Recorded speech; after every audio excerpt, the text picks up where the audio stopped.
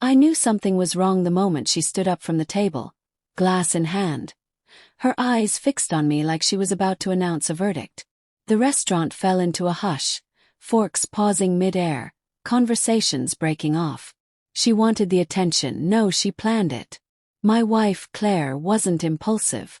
Every word, every gesture, every smile she gave in public was carefully curated. And now, she was curating my humiliation. "Daniel," she said loudly, voice trembling just enough to look authentic. "I can't do this anymore. I can't pretend." I felt dozens of eyes on me. My throat closed. I wanted to ask, pretend what? But my instincts told me to stay silent. Her glass clinked gently as she set it down. "Our marriage, it's over." There it was. My chest tightened, but oddly I didn't break. Because deep down I already knew. The cracks before the collapse. For months something had been off. Late nights at the office. Her phone never leaving her hand. The way she'd recoil when I tried to hug her. As if intimacy were an inconvenience. And yet she'd smile for Instagram posts. She'd tell friends how lucky she was to have me. Performance. 3 weeks ago, I found the first undeniable proof. A receipt tucked into her purse from a hotel downtown. A weekday afternoon. 2 glasses of wine. A room booked under her name.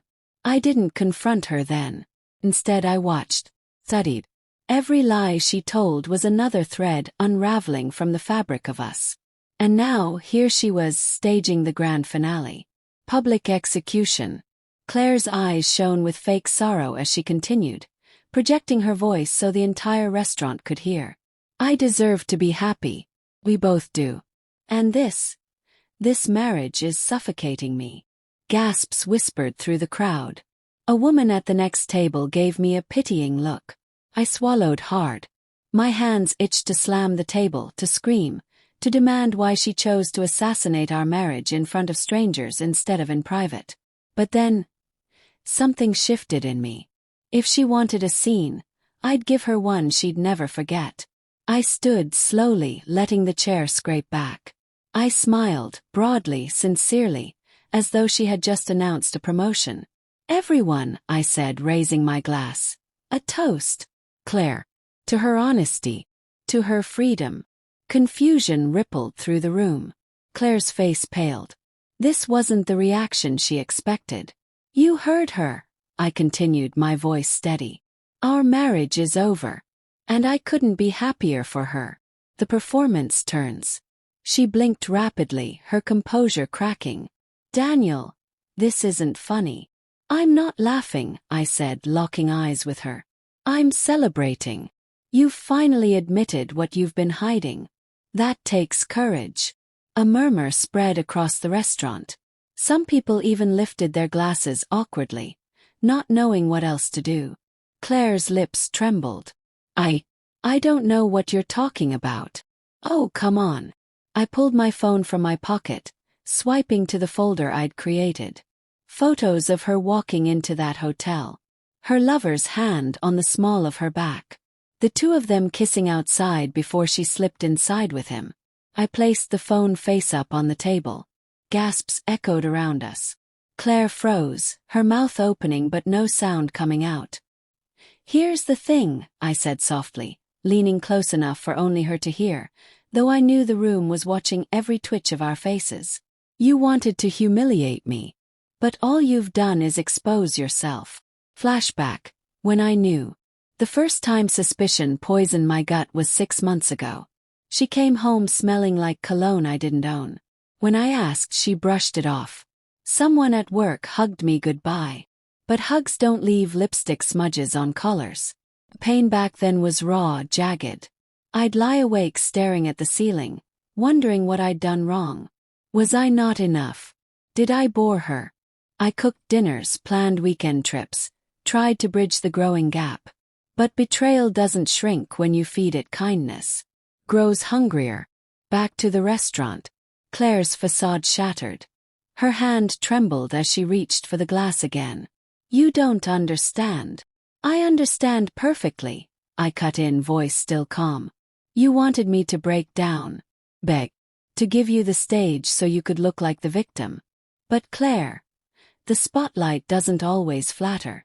I turned to the stunned diners around us. So let's raise our glasses.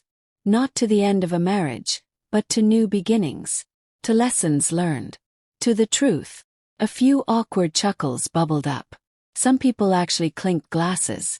The absurdity of it all only fueled me. Claire sank back into her chair, her mask crumbling, tears streaking her cheeks. You're making a fool of yourself.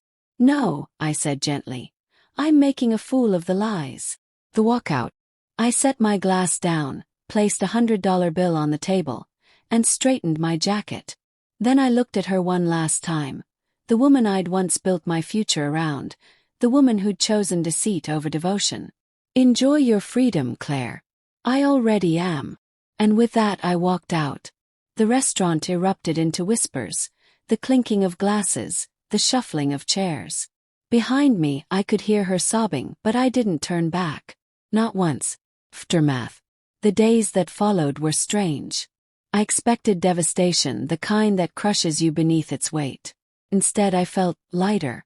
The truth, once revealed, had burned through the fog of denial. Yes, there was grief. I mourned the woman I thought she was, the future I thought we'd share. But grief is different from humiliation. She tried to strip me of dignity, and instead I walked away with it intact. Claire texted, of course. Long, frantic messages. Then silence. Then shorter, desperate ones. I made a mistake. We can fix this. Please don't leave me like this. But I didn't respond. Not once. The letter I never sent. One night, I sat down and wrote her a letter. Not to give her, but to exorcise the words from my chest. Claire, you thought ending our marriage in public would make me small. You thought if people saw me broken, you'd walk away looking strong. But betrayal doesn't make you strong, it makes you hollow. I gave you my trust, my loyalty, my life.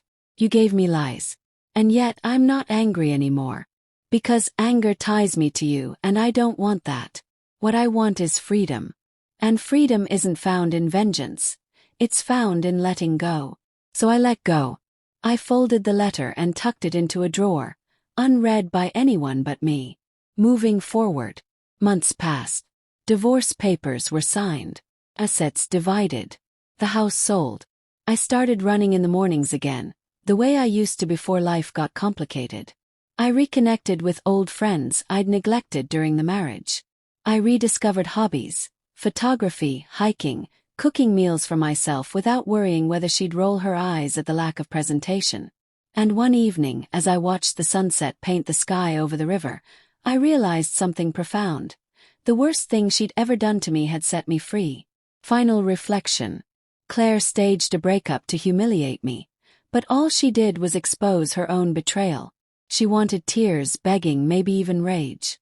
Instead, I gave her a smile, a toast, and the one thing she never expected, grace. Pain will always be part of the memory. But so will the strength I found in that moment, standing tall while she tried to cut me down. If life is a stage, then that night was her performance. But I chose to rewrite the script. And when the curtain fell, I was the one still standing.